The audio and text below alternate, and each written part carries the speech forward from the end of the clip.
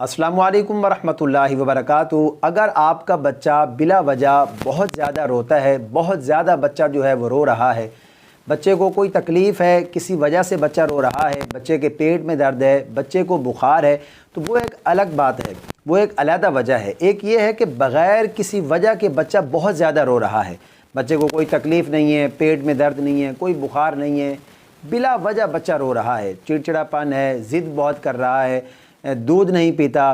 تو آج میں آپ کو ایک مجرب وظیفہ، بچے کی نظر اتارنے کا ایک بہترین وظیفہ میں آپ کو بتانے جا رہا ہوں۔ انشاءاللہ عز و جل اگر آپ یہ پڑھ کر بچے پر دم کریں گے تو جتنی بھی بری نظر لگی ہے انشاءاللہ عز و جل آپ کے بچے سے وہ نظر جو ہے وہ دور ہو جائے گی، اور انشاءاللہ عز و جل آپ کے بچے کو فوراً جو ہے وہ اس کا فائدہ ہوگا۔ کہ قرآن مجید فرقان حمید میں اللہ رب العزت نے تاثیر ہی اتنی رکھی ہے، اگر آپ یہ پڑھ کر دم کریں گے تو انشاءاللہ عز و جل آپ کا بچہ جو ہے وہ فوراً چپ ہو جائے گا، اور فوراً اس پر جتنی بھی بری نظر لگی ہے وہ ختم ہو جائے گی۔ بچہ دودھ نہیں پیتا، بچے کے اندر جو ہے وہ چڑچڑاپن ہے یا ضد بہت کر رہا ہے، تو انشاءاللہ عز و جل آپ کے بچے کو ضرور فائدہ ہوگا۔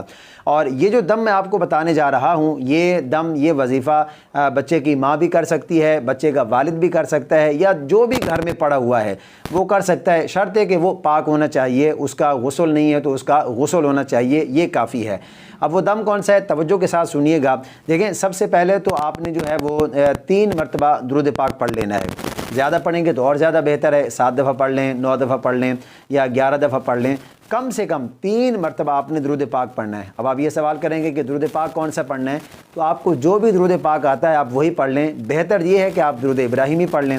تو 3 دفعہ سب سے پہلے آپ نے درود پاک پڑھنا ہے، اس کے بعد 3 دفعہ آپ نے آیت الکرسی پڑھنی ہے۔ اللہ لا الہ الا هو الحی القیوم لا تأخذہ سنۃ ولا نوم، پوری آیت الکرسی آپ نے 3 دفعہ پڑھنی ہے۔ اس کے بعد 7 مرتبہ آپ نے سورۃ الاخلاص پڑھنی ہے، قل هو اللہ احد، یہ 7 مرتبہ آپ نے سورت پڑھنی ہے۔ اس کے بعد 7 مرتبہ آپ نے سورۃ الفلق، قل اعوذ برب الفلق، یہ سورت آپ نے پڑھنی ہے۔ اور اس کے بعد پھر آپ نے 7 مرتبہ سورۃ الناس، قل اعوذ برب الناس، یہ سورت آپ نے اسی طرح پڑھنی ہے۔ پھر آپ نے آخر میں 3 دفعہ درود پاک پڑھنا ہے، جو درود آپ کو آسان ہو، بہتر یہ ہے کہ درود ابراہیمی پڑھ لیں، تو 3 دفعہ آپ نے آخر میں درود پاک پڑھنا ہے۔ یہ پڑھ کر آپ بچے پر دم کریں، انشاءاللہ عز و جل جتنی بھی بری نظر آپ کے بچے کو لگی ہے، بچے میں چڑچڑاپن ہے، دودھ نہیں پی رہا، ضد بہت کر رہا ہے، انشاءاللہ عز و جل یہ پڑھ کے آپ دم کریں گے تو انشاءاللہ آپ کے بچے کو ضرور فائدہ ہوگا۔